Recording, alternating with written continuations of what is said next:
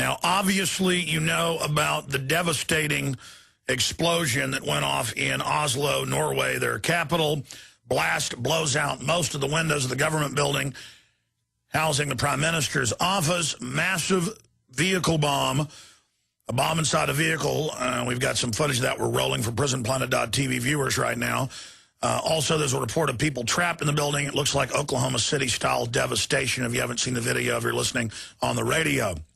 Eyewitnesses report total chaos. Now, I'm going to be breaking this down more coming up after I get to some of the other news, or at least let you know what's coming up and what's on Infowars.com and PrisonPlanet.com today. But I told you continually in the last year that when Europe went under total bankruptcy implosion by the IMF and World Bank operatives that have been put in place as finance ministers, presidents, and prime ministers of every country, from Germany to Greece, from England to Ireland to Norway, that there would be terror attacks launched. Now, there are different types of terror attacks. There are real, low-intensity, asymmetrical attacks launched by people in the Middle East because they believe they're occupied. They call it fighting back against tanks and helicopters. The media calls it terrorism. Regardless of what your view is, it does exist. Then there are provocateur attacks, and there's different sub-derivatives of that. There are cases, and this has come out over and over again, even in mainstream media and government documents. We've covered it ad nauseum in films like Terror Storm, where the Pakistani government, British, Israeli, U.S., Russian, all major governments do this. They go hire a criminal group to then go form and recruit real, unstable, merc-type psychopath terrorists to go carry out attacks. And Western governments and major corporations fund it, but the actual terrorists don't even know what they're doing. Then there's the other provocateur attacks that we've seen the FBI carry out. And again, remember in the last 2 years, countless articles in the news admitting FBI set up patsies, FBI set up mentally ill man. You've seen the headlines. They recruit people out of prisons, normally with very low IQs.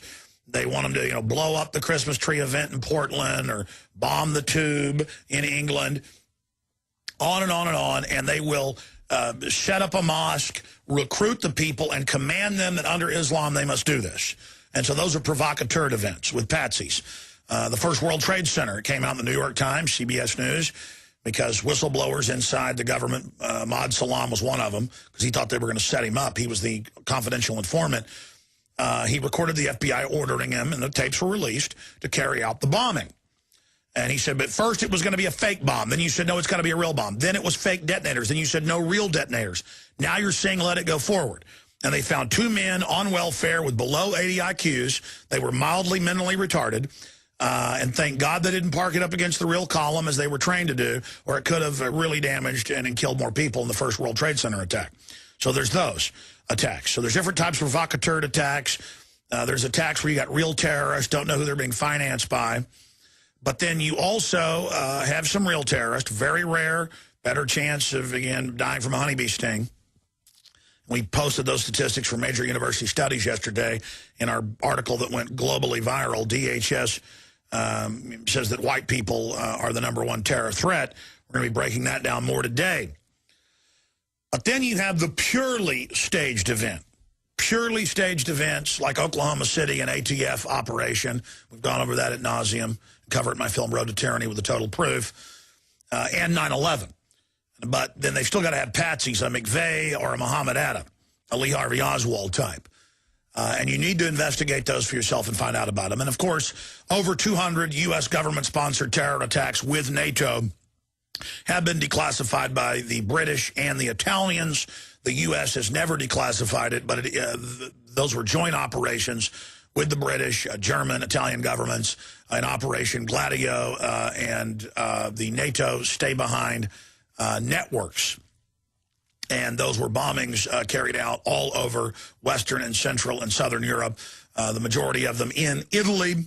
Bologna bombing, you can look that up. Just type in Italian Parliament declassifies that Bologna bombing staged by NATO. And they like to target children.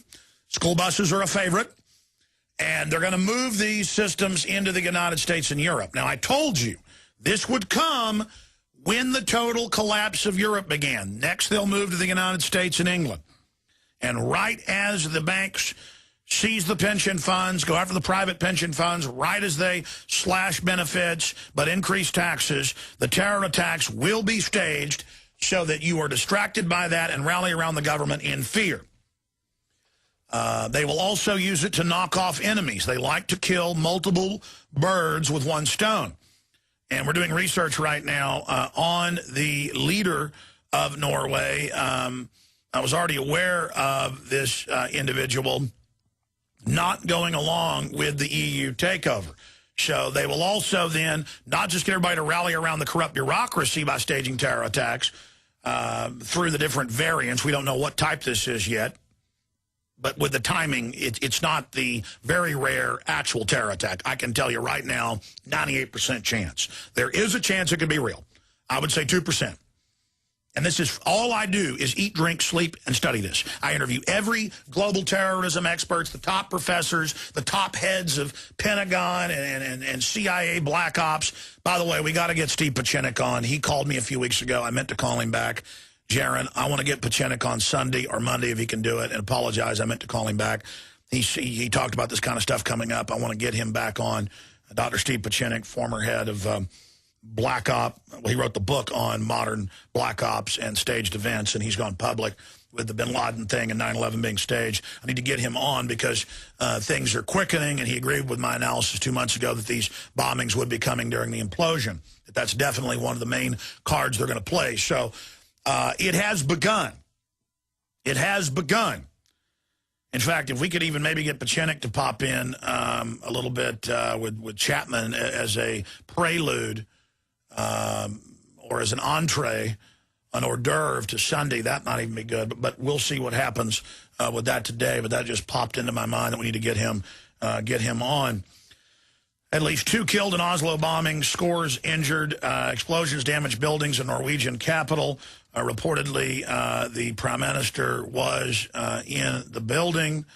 Chaos, people trapped. We'll continue to cover this as it develops and unfolds.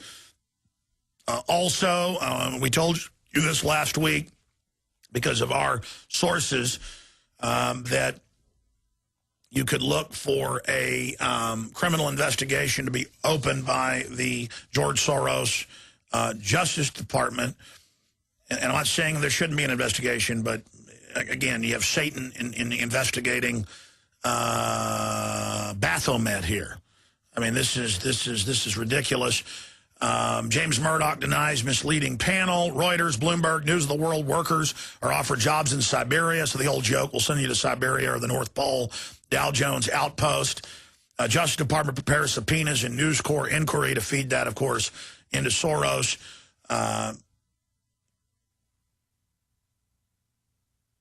It continues that old allies of Murdoch are turning against him, London Independent.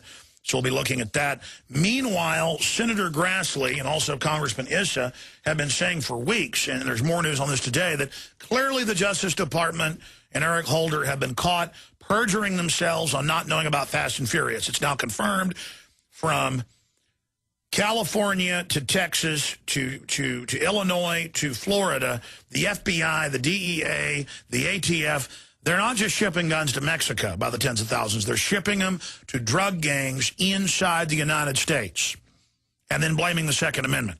At least 5 cops now have been killed by this in the last 2 years, and 3 Border Patrol agents confirmed. 3 Border Patrol agents, 5 cops. The Attorney General is an accessory to murder. If you or I went and sold guns to gangs that we knew were targeting police that are very vicious, like MS-13, Los Zetas, and others, you would get life in prison. In fact, they might even finagle a jury to convict you for accessory to murder, which you can get executed for. Now, this is serious business here we're talking about. So remember, while we're talking about hacking scandals and things, and people are dying who are associated with it, and this could bring down the Prime Minister, and I think there should be an investigation, what about the Attorney General? What about George Soros' Media Matters bragging publicly and memos going out, political reporting, we're going to infiltrate and get hired at News Corps, and we're going to destroy them from within.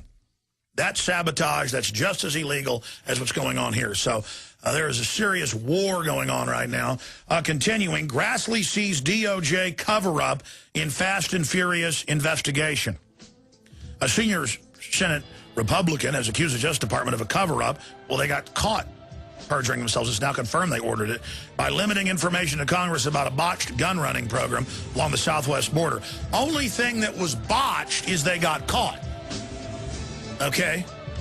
It isn't botched that they wanted to stop guns. They wanted to blame the Second Amendment. And they don't care they've been caught staging this. They're still going after the Second Amendment using what they did as the excuse. Well, I'm sure Norway is going to go along with the bailout of the bankers, which is really the takeover of the bankers. After all, they need to do what the government says. Terrorists just hit them and hit them hard today. You can look for that every time bankers take down a country, the terrorist hit. So everybody, again, rallies around the government. Breaking, Oslo blast targets Prime Minister's office. Massive vehicle bomb report, people trapped. Eyewitnesses, total chaos. I've been playing that video for folks that are watching the radio show at prisonplanet.tv. We're going to get into General Electric reports a 21.6 rise in profits, pays zero taxes. Well, when you run the President's Economic Council, you get to shut down the power plants you don't own. Your profits go up. You're tax-free. Your boys write the tax laws. We've had the head of General Electric lately calling for tax increases on the rich. They mean the person that owns a restaurant and drives a Mercedes. The average folks think that's rich, and don't worry, they'll be destroyed, and you won't ever have any jobs. And a lot of you will be homeless. But, hey, it'll be fun to buy into big government. That's a receivership arm for the government. Yeah, paid no tax on $5.1 billion profit. Boehner says they're not even close to an agreement on the debt ceiling. Democrats outraged, want more taxes. Senate rejects House plan, takes weekend off. So even the House's paltry, what, $2 trillion or so in cuts over a few years, that's nothing. Paltry cut, that has been completely overturned. Pressure, S&P, the ratings agencies that work for the big banks, are threatening to downgrade the U.S., downgrade multiple states within the United States if we don't, again, give the bankers everything. We've already given them more than all the real assets in the world, and they're just creating more derivatives and then demanding we underwrite those. So we're going to continue breaking all of that down. But I cannot state any more clearly to all of you out there just how big of a deal this is, just how huge it is that there have been bombings in Europe, because 9 times out of 10 or more, these bombings in Europe and the United States are completely 100% staged.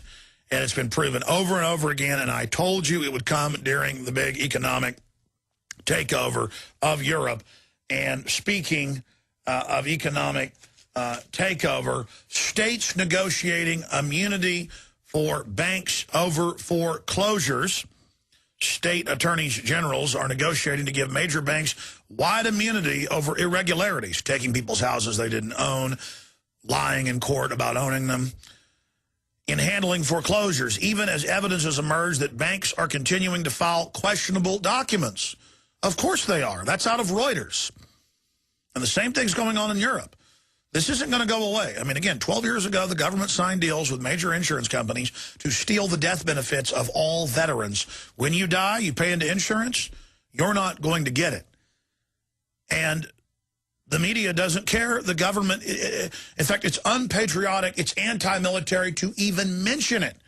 You're just supposed to wrap tyranny in a flag, worship it. That's patriotism. Well, I guess we're just not patriotic here then. We don't like the offshore banks doing this. A coalition of 50 state attorney generals has been negotiating settlements with 5 of the biggest U.S. banks, globalist banks, that would include payment of up to $25 billion in penalties, they've stolen trillions, and commitments to follow new rules. In exchange, the banks would get immunity from civil lawsuits by the states. Slap on the wrist. Yeah, Wells Fargo and Wachovia launder $300+ billion in 2 years of drug money. They get a $100 million fine.